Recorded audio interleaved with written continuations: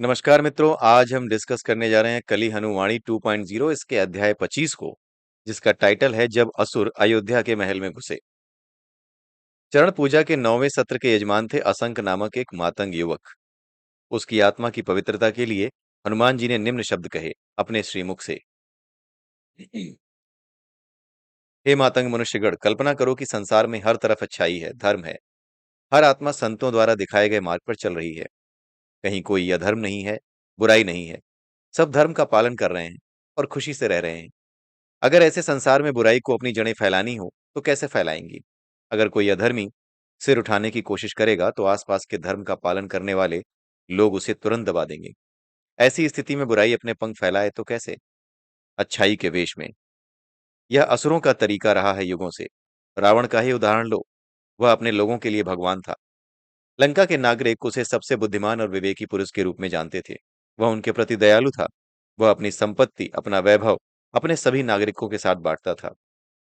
जब कोई ऐसा व्यक्ति जिसे आप अपना आदर्श मानते हो कोई बुरा कार्य करता है तो आपका दिमाग उसे उचित ठहराने का प्रयास करता है। कोई बुरा व्यक्ति अच्छाई का चोला पहनकर आपका आदर्श बन सकता है और फिर धीरे धीरे अपने असली मुद्दे पर आ सकता है। आप फिर उसके बुरे कामों को उचित ठहराते ठहराते खुद बुरे बन सकते हैं। आप अच्छे बुरे की पहचान खो सकते हैं। आपको पता भी नहीं चलेगा कि आप कब बुराई में फंस गए।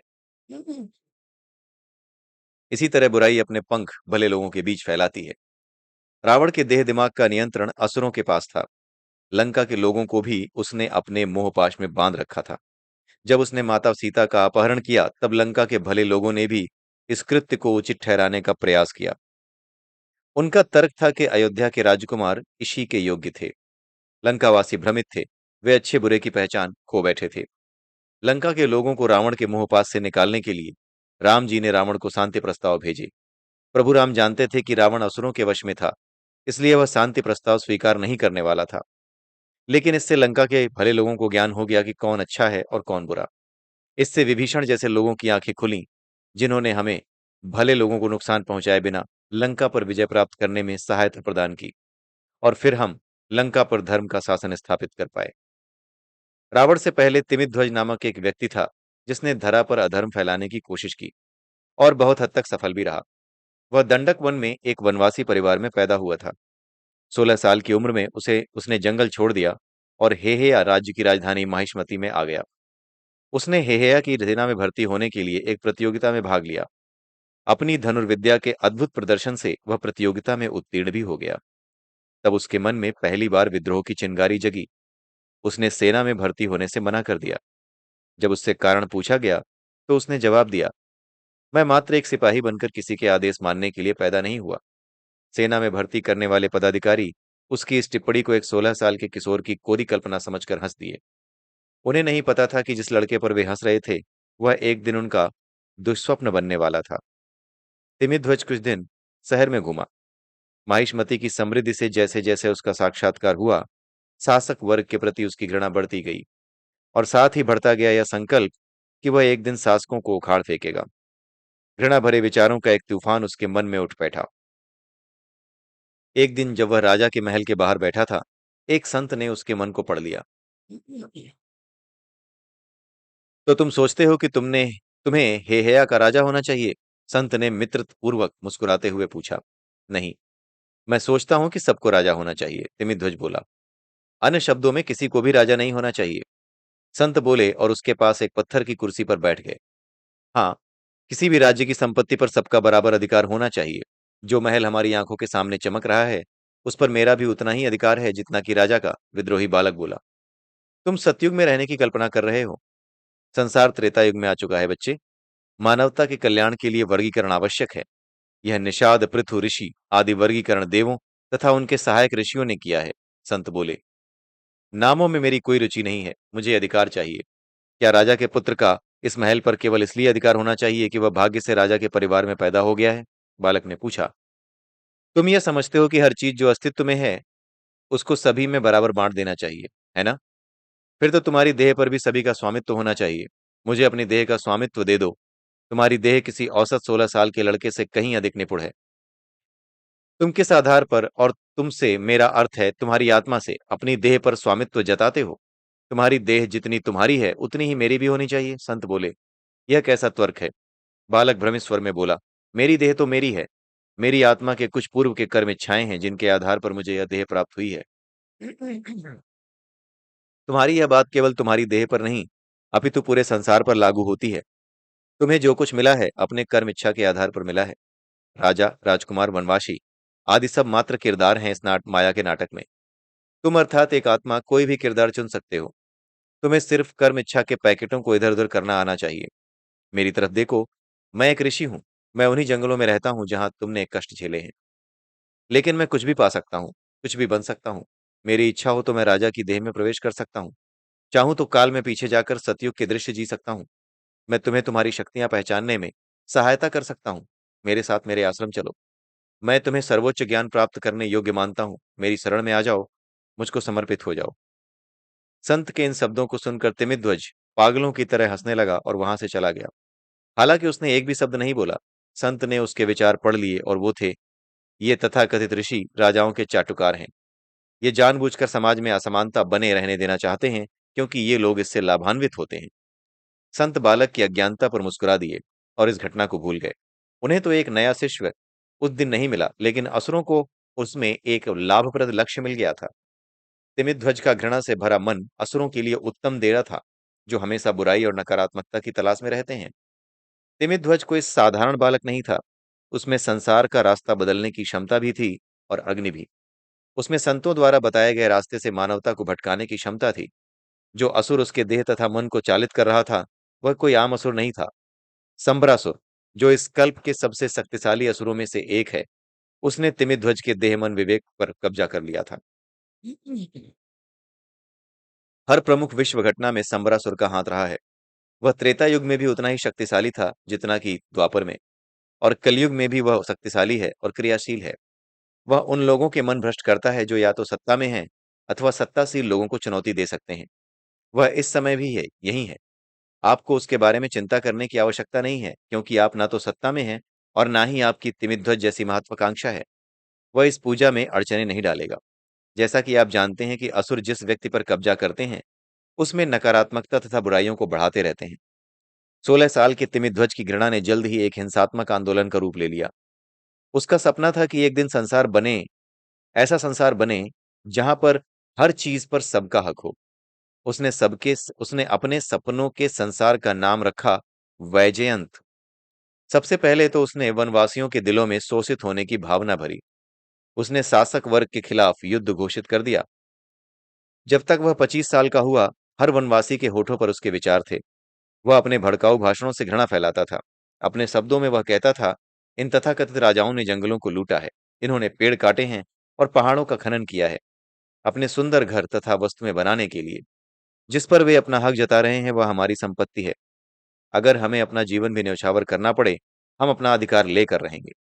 जो भी वैजयंत राज्य की स्थापना करने में आड़े आएगा, हम उसकी हत्या कर देंगे। उसने स्वयं अपने परिवार की हत्या में भी संकोच नहीं किया, जब उन्होंने उसके विचारों के विरुद्ध तर्क दिए। जो भी उसको समझाने की कोशिश करता, वह उसकी निर्दयी हत्या कर देता। सत्य, जो कि दंडक के आदिवासियों को बोलने की अनुमति नहीं थी, वह यह था कि उन्होंने कष्ट भरा जीवन अपने पूर्वजों के प्रति उनके प्रेम के कारण चुना था। वे जब चाहते जंगल से पलायन करके गांवों अथवा शहरों में बस सकते थे। उन पर कोई पाबंदी नहीं थी। वे भी पहाड़ों का खनन और वृक्षों का उपयोग करके अपने लिए सुख सुविधा की चीजें बना सकते थे। वे संपत्ति प्राप्त करके जो चाहे उस शहर में बस सकते थे। शहर के लोग उन्हें खुशी से अपने समाज में सम्मिलित कर लेते। तिमिध्वज के विचारों में कोई सच्चाई नहीं थी, फिर भी उसकी विचारधारा दूर दूर तक फैल गई। करीब 2 दशकों के संघर्ष के बाद वह इतना शक्तिशाली हो गया कि इंद्रदेव भी उसके कृत्यों से आतंकित हो गए। जैसा कि मैं आपको पहले बता चुका हूं, आपके आसपास जो भी चीजें हैं, वे सब आकाश के द्रव का भाग हैं। इस द्रव का वितरण इंद्रदेव द्वारा आत्माओं के कर्म इच्छाओं के आधार पर होता है। तिमिध्वज का विचार था कि हर चीज को हर किसी को बिना कर्मों का हिसाब लगाए वितरित कर देना चाहिए। उसके कृत्य इंद्रदेव को अपना अच्छा काम करने से रोक रहे थे। तिमिरध्वज की विचारधारा जंगल से बाहर दूर दूर तक फैल गई। बहुत सारे गांव ने उसका शासन स्वीकार कर लिया था और वह दिन भर दिन प्रसार करता जा रहा था। वह ग्रामों पर आक्रमण करता, अच्छे घरों को ध्वस्त करता, सोना लूटता और सबको इतना गरीब बना देता कि वे सब उस पर निर्भर हो जाते। फिर वह अन्न आदि का वितरण करके मसीहा बन जाता। हैरान करने वाली बात यह थी कि जिन लोगों का जीवन उसने नरक बना रखा था, वे लोग ही उसके सबसे कट्टर समर्थक थे। क्या वह इसलिए था कि अगर वे उसका समर्थन नहीं करते, तो वह उन सबको मार देता? क्या उनकी श्रद्धा का आधार भय था? पूर्णतः नहीं। कुछ लोग शहरों में उसकी क्रूरता और भय से काफ़ी दूर रहते थे, तो भी वे उसके प्रति सहानुभूति जताते थे और उसका समर्थन करते थे। उनके पास तो उससे भय खाने का कोई कारण नहीं था। वे संपन्न लोग थे, जो शहरों में आराम का जीवन जी रहे थे। वे अपने ही राजा, अपने ही राज्य, जिससे उन्हें सब कुछ मिला था, के विरुद्ध कार्य क्यों कर रहे थे? इंद्रदेव इस समस्या का समाधान खोजने के लिए दशरथ के सामने प्रकट हुए। हालांकि दशरथ का राज्य इस समय इस समस्या से अभी तक अछूता था। हे इंद्र, युवा राजा दशरथ बोले, मेरी सेना में विश्व के महानतम योद्धा हैं। मैं उनको इस समस्या का सफाया करने के लिए भेज देता हूं, अगर आप कहें तो। नहीं दशरथ, इंद्रदेव बोले, जिन जिन राज्यों में यह समस्या है, वहां के योद्धा भी कुछ कम नहीं है। वे इसलिए असफल हो रहे हैं क्योंकि वे शत्रु को पहचान नहीं पा रहे हैं। तिमित ध्वज के कुछ लड़ाकों को खत्म करने के लिए पूरे के पूरे गांव मौत के घाट नहीं उतारे जा सकते। बताइए, मैं किस प्रकार सहायता कर सकता हूँ इंद्रदेव? हालांकि यह मेरे राज्य की समस्या नहीं है, मैं इसका सफाया करने में हर संभव सहायता करूंगा। यह पूरे मानवता की समस्या है दशरथ। अगर तिमित ध्वज को नहीं रोका गया, उसका आंदोलन तुम्हारे द्वार भी पहुंच जाएगा। इंद्र बोले, नहीं इंद्रदेव, मेरे राज्य कौशल में हर तरफ समृद्धि है। मैं अपने हर नागरिक की देखभाल करता हूँ। उनके पास ऐसे मूर्ख और हिंसक व्यक्ति तथा उनकी हिंसक विचारधारा का समर्थन करने का कोई कारण नहीं है। दशरथ दृढ़ता से बोले, अगर मैं ये कहूं कि तुम्हारे कुछ अधिकारी भी तिमित ध्वज के प्रति सहानुभूति रखते हैं, तो तुम क्या कहोगे? अगर उसके लड़ाके तुम्हारे दरवाजे तक पहुंच गए, तो उसके प्रति सहानुभूति रखने वाले अंदर से उसकी सहायता करेंगे। इंद्र बोले, वह कौन से गुप्त ज्ञान का प्रयोग लोगों के मन मस्तिष्क को भटकाने में करता है? अगर उसकी हिंसा की प्रवृत्ति को एक तरफ भी कर दिया जाए, तो भी मुझे उसकी विचारधारा मूर्खतापूर्ण लगती है। इतने सारे लोग उसका समर्थन क्यों कर रहे हैं? दशरथ ने पूछा। असुर दशरथ, असुर, इंद्रदेव ने उत्तर दिया। असुर संक्रामक रोग की तरह फैलते हैं। अगर कोई तुम्हारा अनादर करे, तुम्हें बेवजह गाली दे, तो वह निश्चय ही असुरों से संक्रमित है। और अगर तुम उसकी गालियों से दुखी हो जाते हो, तो तुम अपने देह दिमाग में असुरों को आने का निमंत्रण देते हो। एक असुर तुम पर कब्जा कर लेगा, तुम्हारे अंदर उस व्यक्ति के विरुद्ध घृणा भरेगा, और फिर तुम बदला लेने की योजना बनानी शुरू कर दोगे। उस उत्तेजित अवस्था में तुम अपने परिवार तथा मित्रों को अनचाहे ही दुख पहुंचा सकते हो, जिससे उन्हें भी असुर ग्रसित कर सकते हैं। इसी तरह तो असुरों का प्रकोप फैलता है। अर्थात हमारी लड़ाई असुरों के विरुद्ध है, तिमिज ध्वज के विरुद्ध नहीं है, है ना? हाँ दशरथ, संबरासुर मुख्य सरगना है यहाँ। इंद्रदेव ने उत्तर दिया। वह तिमित ध्वज की सेना में रहता है, वह तिमित ध्वज की देह में रहता है। हमें उसके निवास अर्थात तिमित ध्वज की देह को नष्ट करना होगा। समस्या यह है कि वह जंगल में छिप कर रहता है। सेना उन मासूम ग्रामीणों की हत्या किए बिना उस तक नहीं पहुंच सकती, जो जंगल के चारों ओर सुरक्षा घेरा बनाए हुए हैं। जंगल के अंदर वह मासूम वनवासियों की सुरक्षा के बीच रहता है। उसका प्रभाव इतना अधिक है कि जिन जिन राज्यों ने अपने जासूस भेजे हैं, उन सब ने अपनी निष्ठा बदलकर उसका स्वामित्व स्वीकार कर लिया है। वे सब अब तिमित ध्वज के लिए काम करते हैं।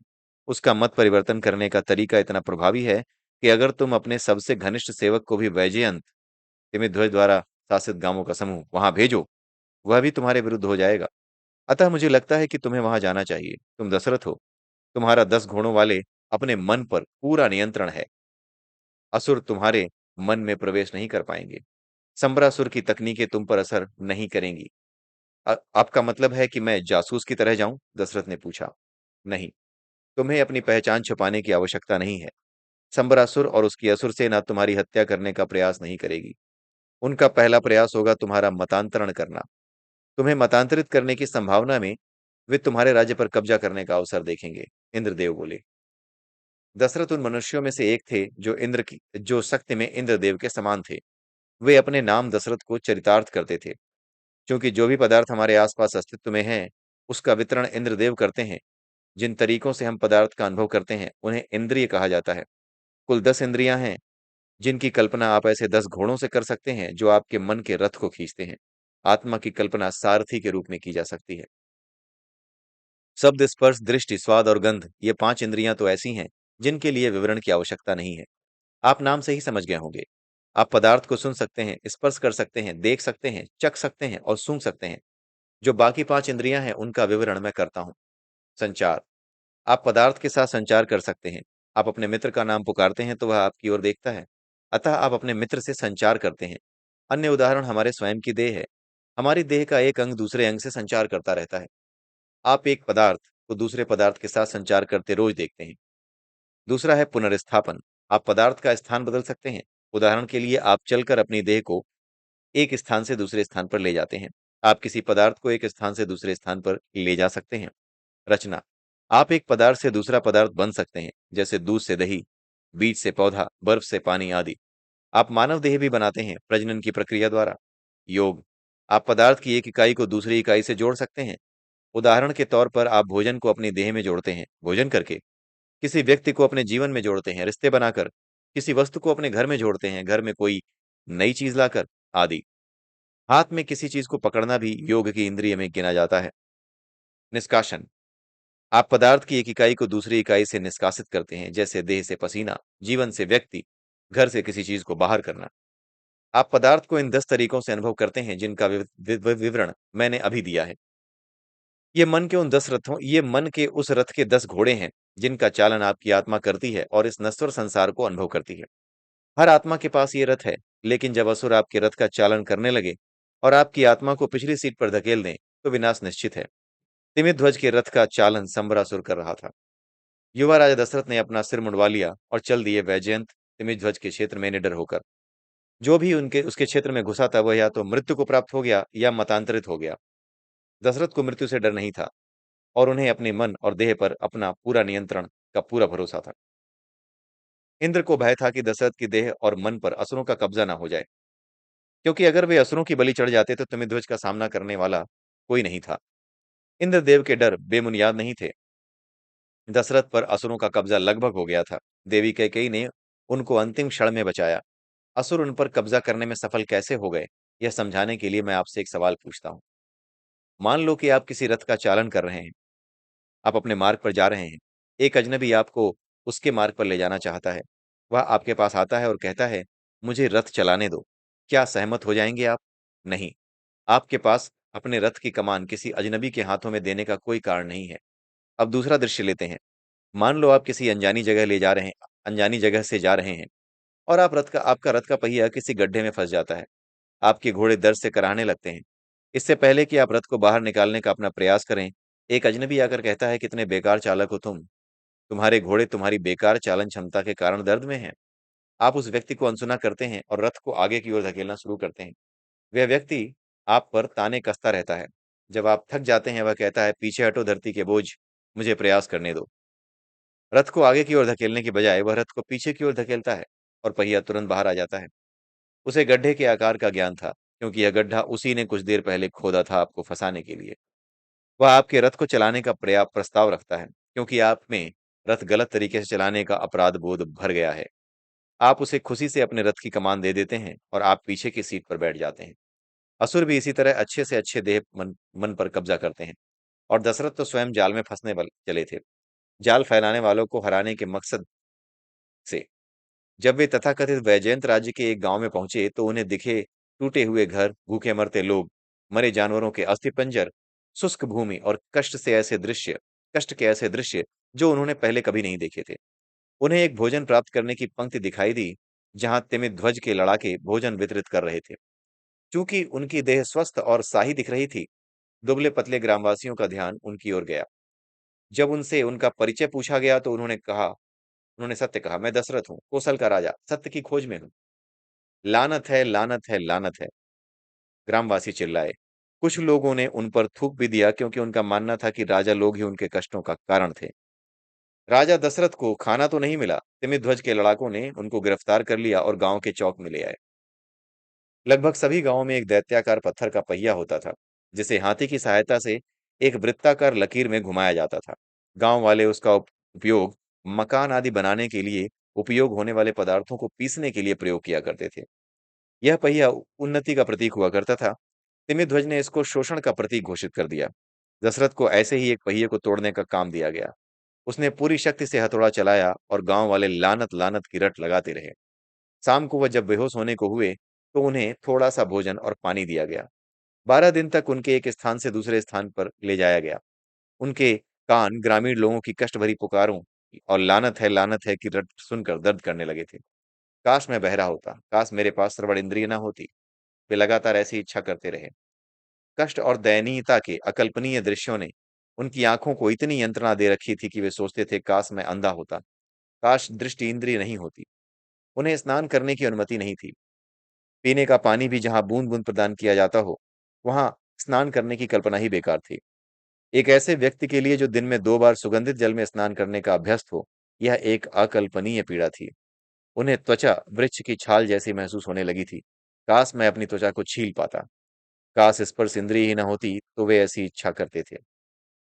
काश स्पर्श इंद्रिय न होती, इस तरह की इच्छा वो करते थे। जो भी थोड़ा बहुत बेकार खाना उन्हें दिया जाता था, वह नीम की पत्तियों जैसा लगता था। काश स्वाद इंद्रिय ही ना होती तो वे ऐसी इच्छा करते। काश स्वाद इंद्रिय ही ना होती, वे ऐसी इच्छा करते। एक ऐसे व्यक्ति के लिए जो सुगंधित महल में रहने का अभ्यस्त हो, मरे जानवरों की गंध ऐसे लगती थी जैसे चाकू से उनके नथुने छीले जा रहे हों। काश गंध इंद्रिय ही ना होती, वे इच्छा करते थे।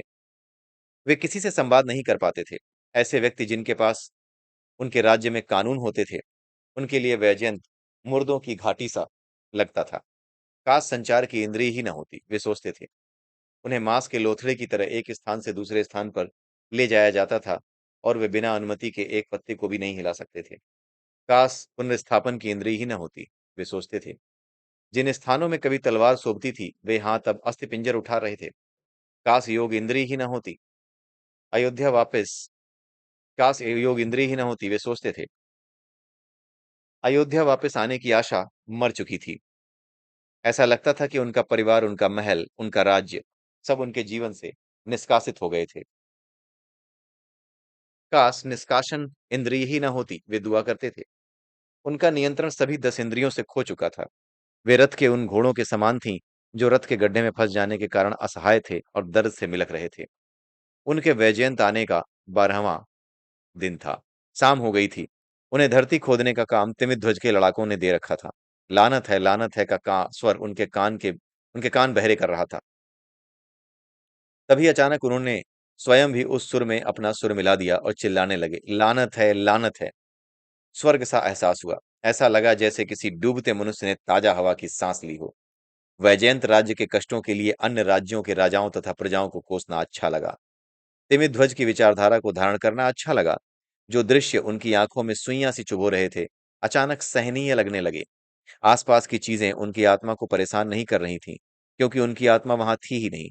उनकी आत्मा थी उनकी आत्मा की जगह एक असुर ने ले ली थी, जो उस कष्टप्रद परिवेश का अभ्यस्त था।